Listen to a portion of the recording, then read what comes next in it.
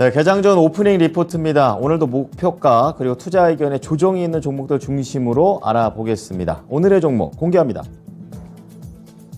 자, 오늘은 목표가 상향 조정된 종목이 거의 없었습니다. 무림 PMP 정도 있었고요. 목표가 하향 조정된 거는 동국제약, 덕산 네오룩스, SK, IE 테크놀로지, 그리고 넷마블이 있습니다.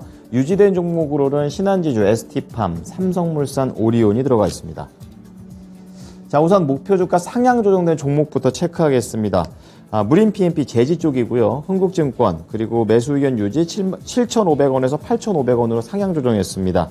하반기 실적이 대폭 좋아진다라는 얘기를 하고 있는데요. 우선 2분기부터 복습을 합니다. 예상치를 큰 폭으로 하회했었습니다. 지금 영업이익이 전년 대비 43% 마이너스가 났고 매출이 11% 플러스가 났는데요. 원인은 2분기 중에 4년 주기로 큰 보수를 하게 되는데 이것 때문에 이제 생산을 잘 못하고 판매에 차질을 빚었다라는 단기적인 이유였습니다. 자, 그래서 3분기, 4분기를 내다봤는데요. 우선 3분기는 2분기 때 부진한 것을 만회할 것으로 보고 4분기 때는 그 이상 올라간다라는 관점입니다. 펄프 값이 급등을 하게 되면서 제지하고 펄프 판가가 올라가고 여기에 더해서 환차 이익에 대한 수혜까지 얻을 거라고 얘기했습니다. 네, 다음 동국제약 보겠습니다. 한화투자증권이고요. 매수 의견 유지 31,000원에서 27,000원으로 낮췄습니다. 지금부터는 다 하향 조정입니다. 최대 매출을 달성했지만 수익의 눈높이는 낮춰야 된다라고 얘기하고 있는데요. 우선은 2분기 매출이 계속해서 신기록을 기록했습니다. 영업이익이 전년 대비 26%, 매출 9% 성장을 했고요. 지금 창사 이래 최대 매출액을 달성했던 게 1분기인데 그거보다도 더 좋은 2분기를 했습니다. 일반 의약품에서 판매가 굉장히 잘 됐고요. 또 전문 의약품에서도 안정적인 매출을 확보했다라는 그런 근거를 들었습니다. 자, 그리고 두 번째로 봐야 될 것이 영업이익률이 기대되는 2022년 하반기에 대한 그런 얘기들을 쭉 하고 있는데요. 우선은 영업이익이 전년 대비 37%, 매출 13% 증가합니다. 온오프라인으로 판매망 자체가 확대가 됐고 매출 규모를 좀 키우고 있는 화장품의 성장이 돋보인다라고 얘기를 하고 있습니다. 하지만 이럼에도 불구하고 판관비 집행이 늘어나게 되면서 영업이익의 추정치를 7% 정도 낮췄는데요. 이거를 좀 반영을 하면서 목표 주가를 하향 조정했습니다.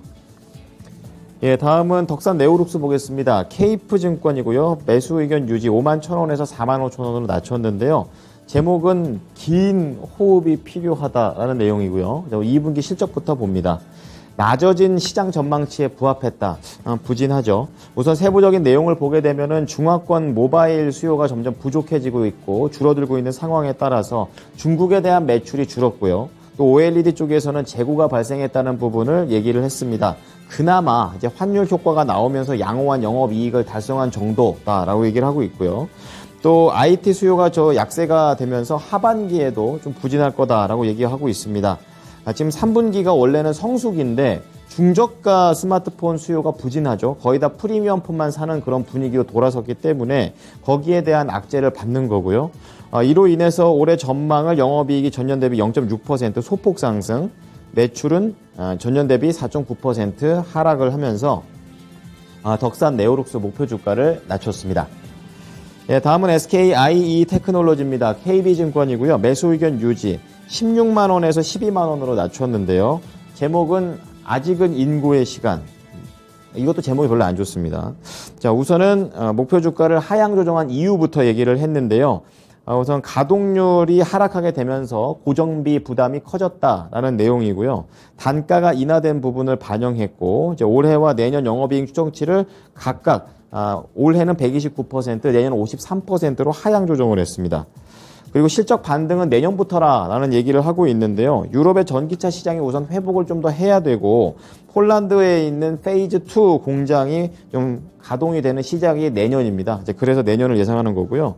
고정비 비중이 높은 분리막 사업 특성상 수요 회복은 빠른 실적 개선으로 이어질 것으로 전망하지만 당장은 좀 더 시간을 둬야 된다라는 관점에서 이제 목표 주가를 낮췄습니다.